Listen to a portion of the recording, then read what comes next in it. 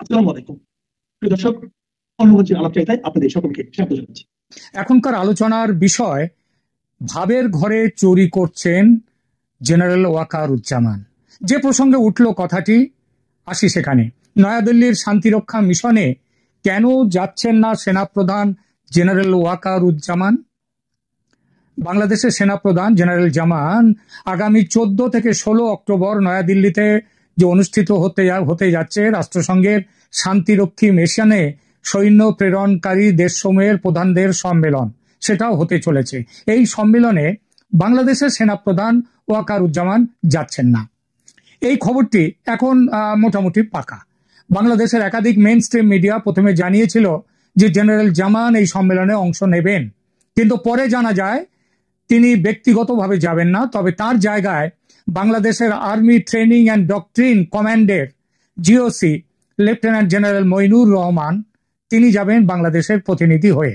প্রশ্ন উঠেছে, সেনাপ্রধানের দায়িত্ব নেওয়ার পর থেকে বাংলাদেশ সেনাপ্রধান আমেরিকা, রাশিয়া, কানাডা, ক্রোয়েশিয়া, চীন, মালয়েশিয়া নানান দেশ সফর করেছেন।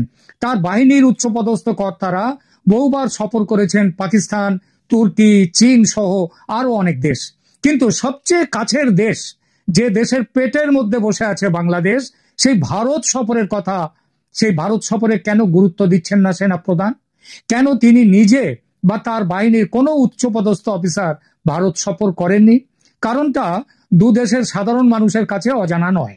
ভারত বাংলাদেশ সম্পর্ক বর্তমানে ইতিহাসের শীতলতম পর্যায়ে। এই পর্যায়টি এমন যে দুদেশের মানুষের ধারণা যে কোনো মুহূর্তে যুদ্ধ বিগ্রহ লেগে গেলেও অবাক হওয়ার কিছু নেই। সম্পর্কটা এমন জায়গায়, সম্পর্কের এই অবনতির মূলে অনেকটা দায় যে পড়ে মোহাম্মদ ইউনূস ও তার সরকারের ওপর, এটা স্বয়ং বাংলাদেশ সেনাপ্রধান নিজে স্পষ্টভাবে বলেছেন। একাধিকবার দোষ চাপিয়েছেন তার নিজের দেশের শাসকদের ওপর, নিজের দেশের দলের ওপরে, তাদেরকে সতর্ক করে দিয়েছেন। বাংলাদেশ সেনাপ্রধান জেনারেল ওয়াকারুজ্জামান সরাসরি দেশের সরকার বা অন্তর্বর্তী প্রশাসনকে ভারত বিরোধিতা বন্ধ করার আহ্বান দিয়েছিলেন কয়েক মাস আগে। মোহাম্মদ ইউনূসের অন্তর্বর্তী সরকারের পক্ষে বাংলাদেশ বর্ডার গার্ড, বিজিবি ও সেনাবাহিনীকে ভারত বিরোধী কৌশল নিতে বা সীমান্তে সংঘাত বাঁধিয়ে ভারতকে উস্কানি দিতে চাপ দিচ্ছিল সমানে। জেনারেল ওয়াকারুজ্জামান সেই পরিকল্পনাকে ধ্বংসাত্মক ও বিপজ্জনক আখ্যা দিয়ে স্পষ্টভাবে জানান বাংলাদেশ সেনাবাহিনী কোনো অবস্থাতেই সীমান্তে উত্তেজনা সৃষ্টি করবে না, তারা যেন এ নিয়ে কোনো সরকারি নির্দেশ মেনে ভারতের সঙ্গে সংঘাতে না জড়ায়। তিনি নিজে এই সংক্রান্ত সব নির্দেশ দেবেন, এটা বিজিবির মহাপরিচালককে স্পষ্ট করে তিনি বলে দিয়েছেন। তিনি এই পরিকল্পনার বিপক্ষে অবস্থান নিয়ে সরকার ও জাতীয় নিরাপত্তা উপদেষ্টাকে এই ধরনের ভারত বিরোধিতা থেকে বিরত থাকতে বলেন এবং সতর্ক করেন। কারণ এমন উত্তেজনা নিয়ন্ত্রণের বাইরে চলে গেলে দেশের স্বার্থ ভীষণভাবে বিঘ্নিত হতে পারে। এছাড়া বিভিন্ন সাক্ষাৎকারে জেনারেল জামান বলেছেন, বাংলাদেশ ভারত সম্পর্ক পারস্পরিক সুবিধা ও পরস্পর নির্ভরতার উপরে গড়ে ওঠা এবং কোনো পক্ষকেই অপর পক্ষ যেন আধিপত্য না দেখায় বা তাদের সাথে সম্পর্ক খারাপ করার চেষ্টা না করে। তিনি স্পষ্ট করেন বাংলাদেশ ভারতের বিরুদ্ধে কিছু করবে না এবং ভারতের কাছ থেকেও তিনি একই প্রত্যাশা করেন। আর ভারতও কখনোই বলেনি তারা বাংলাদেশের উপরে ঝাঁপিয়ে পড়বে, কিন্তু বাংলাদেশ থেকে একের পর এক প্রভোকেশন চলে আসছে। তিনি চেয়েছেন, ওয়াকারুজ্জামান চেয়েছেন দুই দেশের সম্পর্ক সৌহার্দ্য ও সহমর্মিতার ভিত্তিতে গড়ে উঠুক, রাজনৈতিক স্বার্থ সিদ্ধির অস্ত্র যেন এই সম্পর্ক না হয়। সংক্ষেপে তার বার্তা ছিল সীমান্ত উত্তেজনা, জনসেন্টিমেন্ট প্রলুব্ধকারী ভারত বিরোধী কৌশল এবং উস্কানিমূলক পদক্ষেপ থেকে দেশের সরকারকে এবং সংশ্লিষ্ট বাহিনীকে বিরত থাকতে হবে। এ ধরনের ভারত বিরোধিতা দেশের নিরাপত্তা ও আঞ্চলিক স্থিতিশীলতার জন্য ক্ষতিকর। এই অভিমত সেনাপ্রধান একাধিকবার, বেশ কিছুবার তিনি স্পষ্টভাবে তুলে ধরেছেন বিভিন্ন সময়ে। হেন ওয়াকারুজ্জামান কেন নয়াদিল্লিতে এই সম্মেলন সতর্কতার সঙ্গে এড়িয়ে যাচ্ছেন? এই প্রশ্নটা একেবারেই অস্বাভাবিক নয়। ভারতীয় সেনাবাহিনী 30টিরও বেশি দেশের সেনাপ্রধান ও ঊর্ধ্বতন সামরিক নেতৃত্বকে এই 3 দিন ব্যাপী সম্মেলনের জন্য আমন্ত্রণ জানিয়েছে।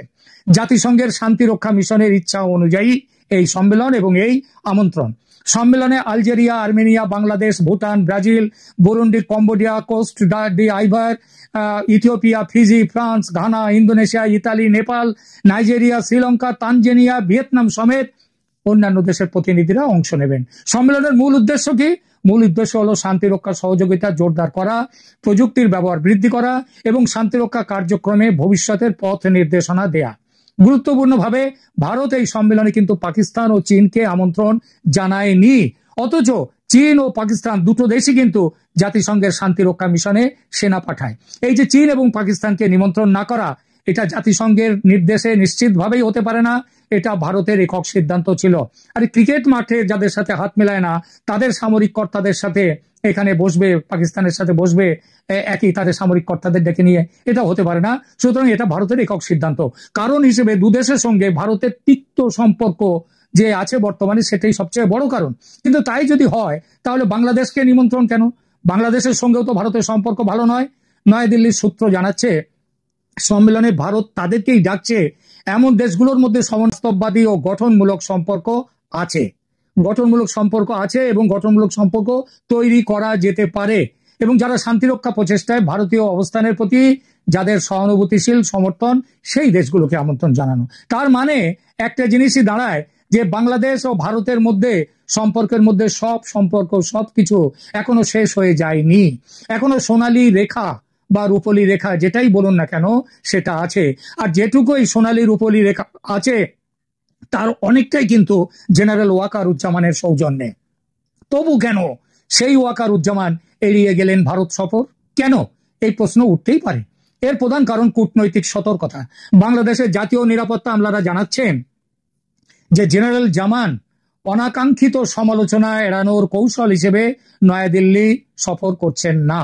বর্তমানে ঢাকা ও নয়াদিল্লির মধ্যে দ্বিপক্ষীয় সম্পর্ক সর্বনিম্ন পর্যায়ে রয়েছে।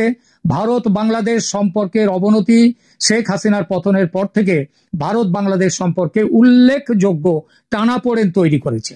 অন্তর্বর্তী সরকারের অধীনে বাংলাদেশ তার পররাষ্ট্রনীতিতে ভারত থেকে দূরে সরে যাওয়ার নীতি নিয়েছে। ওয়াকারুজ্জামান সেই নীতির বিরোধী। তবুও আজ যে তিনি পিছিয়ে গেলেন, নয়াদিল্লির সম্মেলনে আসছেন না, এটা কি তার পরাজয়? বিশেষ করে বেশ কিছুদিন চুপচাপ থাকার পর ইউনুস অ্যান্ড কোম্পানি সম্প্রতি নতুন করে ভারত বিরোধী জিগির তুলতে শুরু করেছেন, এবং এই শুরুটা করেছেন কিন্তু একদম জাতিসংঘের সাধারণ সভায় ভাষণের মধ্যে থেকে। তাই কি জেনারেল জামান পিছিয়ে গেলেন? তিনি ভয় পেয়ে পিছিয়ে গেলেন, নাকি এটাও তার একটা স্ট্র্যাটেজিক, তিনি অনেক ভেবেচিন্তে স্ট্র্যাটেজিক এটা এক পা পিছিয়ে নিলেন? হতেই পারে। দ্বিতীয়ত, আভ্যন্তরীণ রাজনৈতিক চাপ। বাংলাদেশের জনগণের মধ্যে ভারত বিরোধী প্রচার নতুনভাবে শুরু করেছেন মোহাম্মদ ইউনুস এবং তার দলবল। যেখানে সেখানে নয়, খোদ জাতিসংঘের অধিবেশনে এই প্রচার শুরু করেছেন, ভারত বিরোধী বক্তব্য রেখেছেন। এই পরিস্থিতিতে সেনা প্রধানের ভারত সফর জনমতে অন্যরকম প্রভাব ফেলতে পারে বলে মনে করেই জেনারেল জামান তিনি পিছিয়ে গেছেন। এবং তৃতীয় কারণ, কয়েকদিন আগে তো নতুন করে বিশেষ আলোচনা কি আর হবে? মালয়েশিয়ার এই বৈঠক নিয়ে অনেক বিতর্ক হয়েছে। কেউ কেউ বলছেন এগুলো গুজব, এ ধরনের বৈঠক হয়নি। আমি বেশি কিছু না বলে বাংলাদেশ সরকারের হাঁড়ির খবর যে ভারতের যে সংবাদ মাধ্যম সবচেয়ে বেশি রাখে, সেই নর্থ ইস্ট নিউজ পোর্টালের একটি রিপোর্টের অংশ বিশেষ পড়ে শোনাচ্ছি। 3রা অক্টোবরে প্রকাশিত এই খবরে লেখা হয়েছে, আমি প্রথমে ইংরেজিতে পড়ছি কি লেখা হয়েছে। There were reports of a meeting between him মানে general Wakeruzzaman and the Indian Army Chief General Upendra Dwivedi on the sidelines of the 4th Indo-Pacific Army Chiefs Conference, co-hosted by the Malaysian Army and the United States Pacific Army। অর্থাৎ পরিষ্কার করে বলা হলো যে একটা report আছে, খবর পাওয়া গেছে ভারত বাংলাদেশের 2 সেনা প্রধানের বৈঠকে। খবরটি কবে? 3রা অক্টোবর, গতকালকে।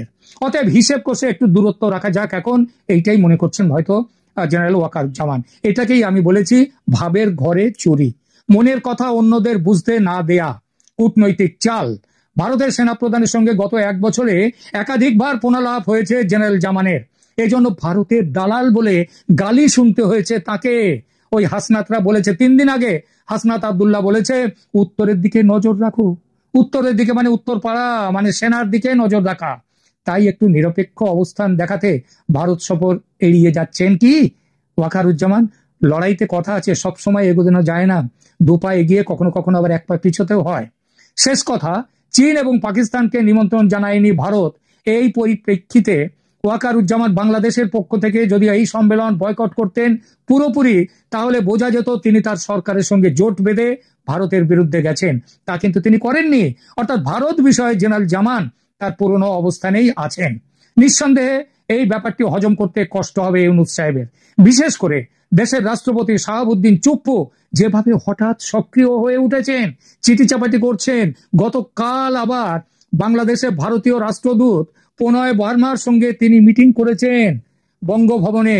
সুতরাং শাহাবুদ্দিন চুপ্পু যেভাবে হঠাৎ সক্রিয় হয়ে উঠেছেন, তখন সেনাপ্রধানের এই যে কূটনৈতিক চাল, এই কূটনৈতিক চাল কিন্তু হজম করতে মুশকিল হবে ইউনূস সাহেবের। তাই বলবো, সেনাপ্রধানের এই যে চাল, এটা খুব সোচি সমঝি। এটার জন্য বোঝাই যায় সেনাপ্রধান ওয়াকারুজ্জামান তার মাথায় ঘিলু বলে পদার্থটা ভালো রকমই আছে। এখনকার মতো এখানেই রাখছি।